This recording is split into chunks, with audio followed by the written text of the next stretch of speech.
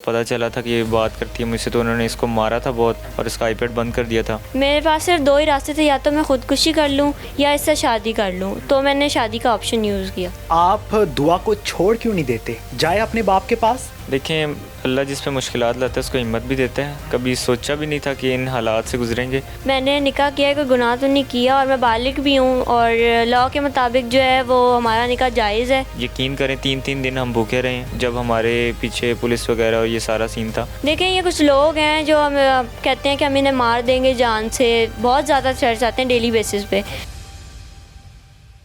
अस्सलाम वालेकुम जी, आप टीवी से मैं हूं फैसल ख़ान सूरी। मेरे साथ मशहूर व मारूफ़ दुआ और ज़हीर मौजूद हैं। दोनों के केसेस के बारे में आप जानते हैं और किस तरह से मामला चल रहे हैं। मैं सीधा डायरेक्ट सवालात पे आऊँगा।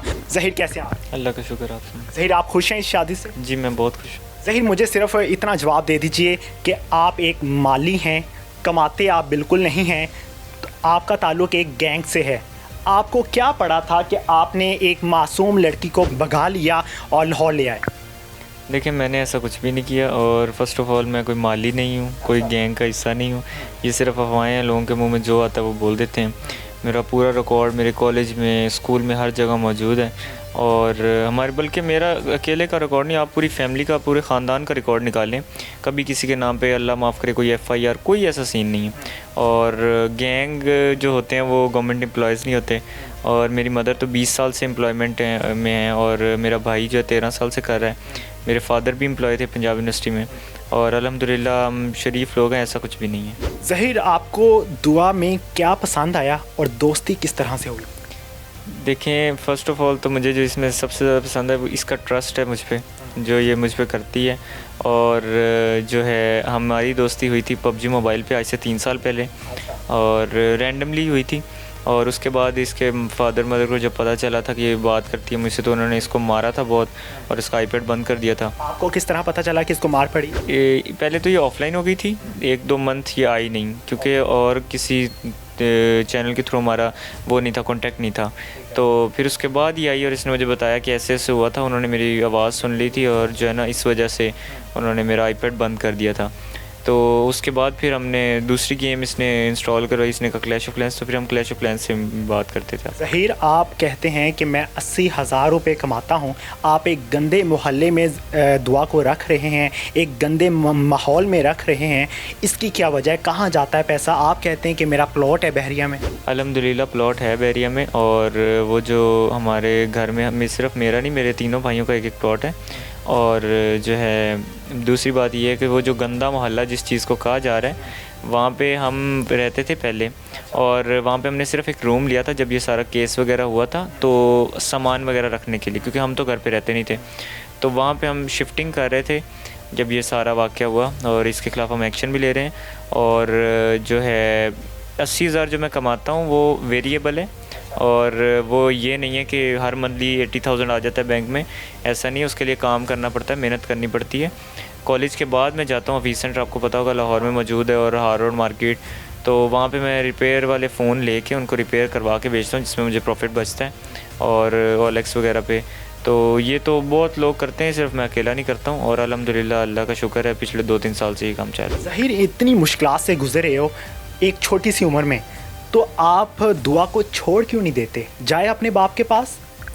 देखें, अल्लाह जिस पे मुश्किलात लाता है उसको हिम्मत भी देता है। कभी सोचा भी नहीं था कि इन हालात से गुजरेंगे और अब जैसे पिछला टाइम गुजर गया है, जब उसके बारे में सोचते हैं तो अल्लाह का शुक्रिया अदा करते हैं कि उन हालात से आने वाले दिन बेहतर हैं अल्हम्दुलिल्लाह। ज़हीर, आजकल की लड़कियां बहुत ज़्यादा अखराजात करवाती हैं, उनके नखरे बहुत ज़्यादा होते हैं, क्या दुआ भी ऐसी ही?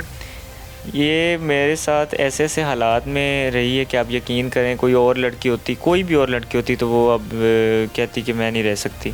और हम दोनों ने एक दूसरे का साथ दिया है उन हालात में भी।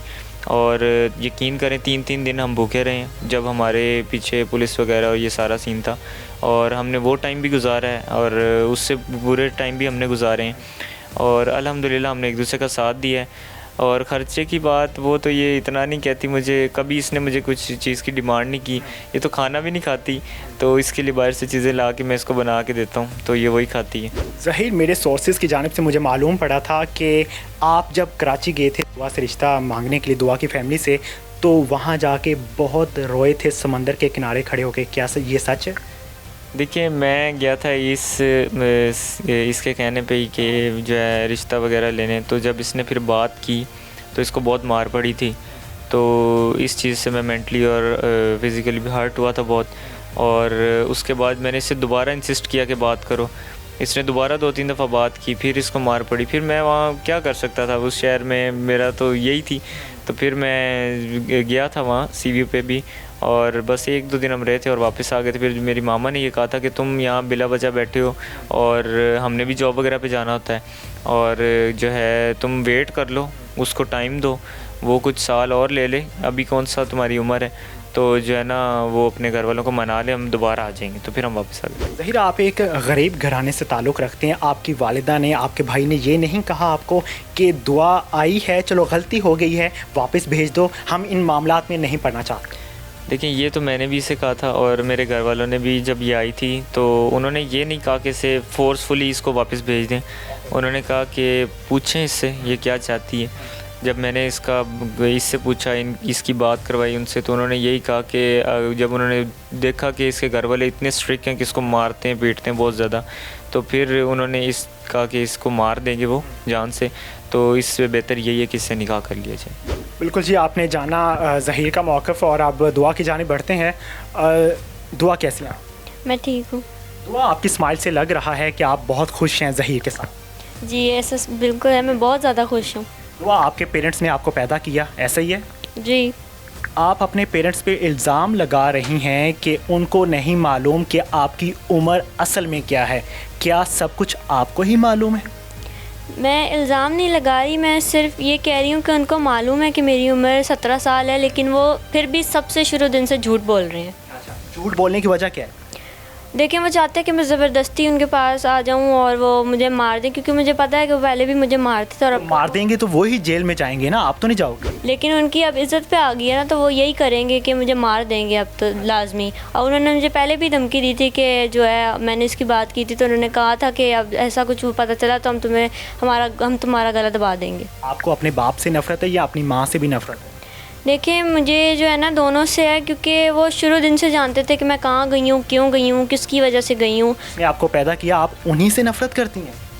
देखिए, मैं ये नहीं कह रही कि मैं नफ़रत करती हूँ, लेकिन मुझे दुख इस बात का है कि वो झूठ बोल रहे हैं। उन्होंने मेरे लेटर का भी झूठ बोला कि मैं आने से पहले लेटर लिख के आई थी, मेरी उम्र का भी वो झूठ। लेटर पे क्या लिखा हुआ था? लेटर पे मैंने ये लिखा था कि आप पहले मान जाते तो मुझे ये हरकत ना करनी पड़ती, आपने ही मुझे मजबूर किया है सब करने के लिए, इस वजह से मैं जा रही हूँ।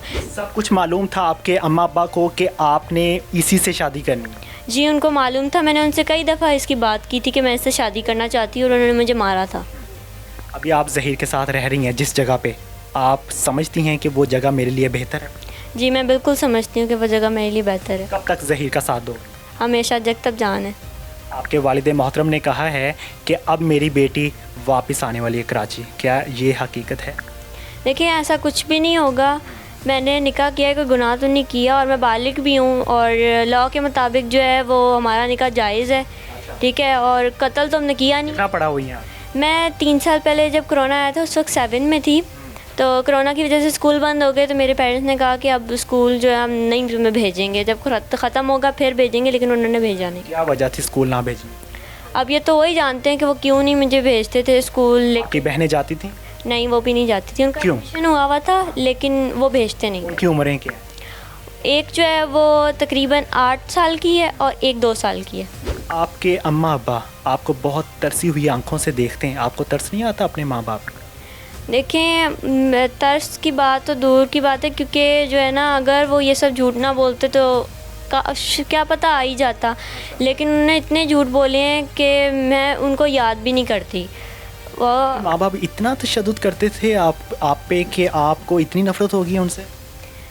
वो मुझे छोटी छोटी बातों पे मारते थे। जब उनको मेरी और इसकी चैट मिली थी, जब उनको पता लगा था, तो उन्होंने मुझे बहुत मारा था। कि चैट कैसी थी? चैट जैसे नॉर्मल करते हैं वैसी चैट थी। प्रपोजल थे उसमें? इतने नहीं थे, लेकिन सिर्फ उन्होंने चैट देखी थी तो उन्होंने मुझे बहुत मारा था कि मेरी नेक पे जो है निशान पड़ गए थे ज़ख्म के। और लड़के से भी आपका रब्ता था? नहीं, सिर्फ इसी से बात करती थी मैं। गेम के दौरान आप इससे बात करते जी, तब पबजी भी खेलती थी मैं। आपके वालिद मोहतरम कहते हैं कि जब ये गेम खेला करती थी मैं इसके पास रहा करता था, लेकिन ये किसी और से बात नहीं करती थी, ना चैट किया करती थी, ऐसा है? वो अपना काम जो करते थे, वो एक रूम में उनका कंप्यूटर है, वो बस वहीं पे रहना, दूर बैठना, लेकिन मैं जो हूँ वो अपनी गेम खेलती थी मोबाइल पे और पबजी वगैरह, इसके साथ हर वक्त चैट होती थी मेरी 24 आवर्स। जब आप भाग के आई हैं कराची से लाहौर, तब आपका ज़हीर से रब्ता था? नहीं, मेरा इससे कोई राब्ता नहीं था। जब मैं घर से आई हूँ तब भी मैंने इसको नहीं बताया, ना रास्ते में कोई भी राब्ता नहीं। इतना कॉन्फिडेंस था कि मैं सब कुछ कर लूँगी? देखिए, कॉन्फिडेंस दूर की बात है, मैं मजबूर हो गई थी। मैं चाहती थी कि मैं बस इसके पास पहुंच जाऊं। मेरे पास सिर्फ 2 ही रास्ते थे, या तो मैं ख़ुदकुशी कर लूं या इससे शादी कर लूं। तो मैंने शादी का ऑप्शन यूज़ किया। जब आप लाहौर पहुंची, सबसे पहले मुलाकात किससे हुई थी आप? सबसे पहले मैंने इसी को जो है, वहाँ पे लड़कियाँ बैठी हुई थी, उनसे जो है रिक्वेस्ट की कि मुझे कॉल करने दें, मुझे एड्रेस। दिन इतवार का दिन था, इतवार के दिन लड़कियां क्या कर रही थी वहाँ पे बैठी हुई थी, अब मुझे ये तो नहीं पता कि वो क्या कर रही। यूनिवर्सिटी की लड़कियों का जिक्र कर? जी, वहाँ पे बैठी हुई थी यूनिवर्सिटी की लड़कियाँ जो हैं, उन्होंने मास्क नीचे किया हुआ था लेकिन हिजाब करके वो बैठी हुई थी। उधर 3-4 लड़कियाँ बैठी हुई थी, तो मैंने उनसे रिक्वेस्ट की कि मुझे कॉल करने दें, एड्रेस नहीं पता मुझे। तो उन्होंने कहा नंबर डायल करो, मैंने नंबर डायल किया। फिर उन्होंने कहा कि कोई बाजी आई हुई है इसको कि बात करना चाहती हैं, तो फिर मैंने आगे से बात की इसको कि मैं यहाँ खड़ी हूँ, इधर आ जाओ। आपको इस बात पर यकीन है कि आपने कब्र में जाना है? जी, मुझे यकीन है, एक ना एक दिन तो मैंने जाना है। सभी इंसानों से गलतियाँ होती हैं? जी, गलतियाँ। आपसे गलती हुई? जी, मुझसे भी गलती हुई है और मैं अपनी गलती। माँ बाप से भी गलतियाँ हुई? जी बिल्कुल, उनसे भी हुई। आप उन्हें माफ़ कर दें? मैं तो उनको माफ़ कर दूंगी, लेकिन मैं ये चाहती हूँ कि वो मुझे भी माफ़ करें और ज़हीर को एक्सेप्ट करें। जितनी वो मेरी रिस्पेक्ट करते हैं वो इसकी भी करें। अगर वो इसकी भी रिस्पेक्ट कर लेते हैं तो आप अपने पेरेंट्स के पास जाएंगी? देखिए, अभी तो हमारी जान को ख़तरा है और अभी हम नहीं जा सकते वहाँ पे। अगर वो सुलह करते हैं तो ठीक है। थ्रेट्स कौन करता है? देखिए, ये कुछ लोग हैं जो हम कहते हैं कि हम इन्हें मार देंगे जान से। बहुत ज़्यादा थ्रेट्स आते हैं डेली बेसिस पे। जी, और अभी तो हम वहाँ नहीं जा सकते, हमारी जान को किसी सूरत में नहीं जाऊँगी। तो कुछ टाइम गुजरने के बाद जब हालात ठीक हो जाएंगे बिल्कुल, फिर हम सोचेंगे इस बारे में। दुआ, आपको ग्लासेस लगी हुई? जी, मुझे लगी हुई हैं। आपको दूर की हैं या नज़दीक की? दूर की हैं। अभी मैं आपसे एक छोटी सी रिक्वेस्ट करूँगा, मैं उम्मीद करता हूँ कि आप उस पर ज़रूर अमल करेंगी। आप दोनों इस टाइम पे अपने कान पकड़ेंगी, दोनों पकड़ेंगे और अपने वालिद से, अपनी वालिदा से, आप अपने ससुर से और अपनी सास से माफ़ी मांगेंगे और ये कहेंगे कि हमें माफ़ कर दें, हम छोटे हैं, फिर भी हमारे से सुलह कर लें और हमें खुशी के साथ जी लेने दें। ये पॉसिबल नहीं है। पॉसिबल नहीं है? नहीं, उन्होंने माफ़ करना तो मैं वैसे कर दें, हमने गलती अपनी कबूल की है ना। अब वो नहीं माफ़ करे तो हमने तो मैसेज भी किया, ना वो जवाब देते हैं ना कुछ, वो बस ये कहते रहते हैं हमें कोई राब्ता ही नहीं है। आपने कॉल की उन्हें? हमने उनको कॉल्स की हैं, इतने मैसेज किए हैं हर जगह, लेकिन वो कुछ भी जवाब नहीं देते, कोई जवाब नहीं देते। बिल्कुल जी, आपने सुना कि दुआ का मौक़िफ़ और आपने जाना कि किस तरह से तशद्दुद किया जाता था, किस तरह से जुल्म किया जाता था। आप ख़ुद अपने बच्चों के दिलों में नफ़रत पैदा करेंगे तो यही होगा। मोटिवेशनल स्पीकर बहुत ज़्यादा पैगामात फैलाते हैं कि हमें अपने बच्चों की इस तरह से तरबियत करनी चाहिए, इस तरह का सलूक करना चाहिए, तो उनसे सीख लें।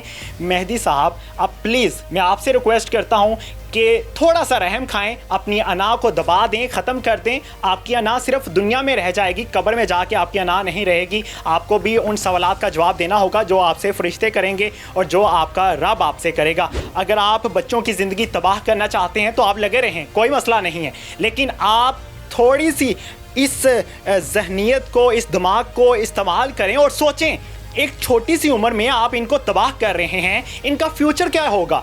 बिलफर्ज आपको दुआ दे दी जाती है तो दुआ आपके पास आके क्या करेगी? कोई इसको तस्लीम नहीं करेगा। आपके फैमिली मेंबर्स आपको बातें सुनाया करेंगे, इसको टॉन्ट किया करेंगे। कुछ रहम करें प्लीज़, इसको तस्लीम करें, इस रिश्ते को, और एक्सेप्ट करें और खुशी के साथ एक्सेप्ट करें। खुद लाहौर आएँ दुआ के पास, आपकी बेटी है, आपकी सगी बेटी है, बाकी बेटियों के लिए मिसाल पैदा करें कि मैं अपनी बेटियों के हक़ में अच्छा हूँ, बेहतर हूँ। प्लीज़ मैं आपसे रिक्वेस्ट करता हूँ, अल्लाह ताला आपको जज़ा देगा, अल्लाह ताला माफ़ करने वालों को पसंद करता है। अल्लाह ने के बाद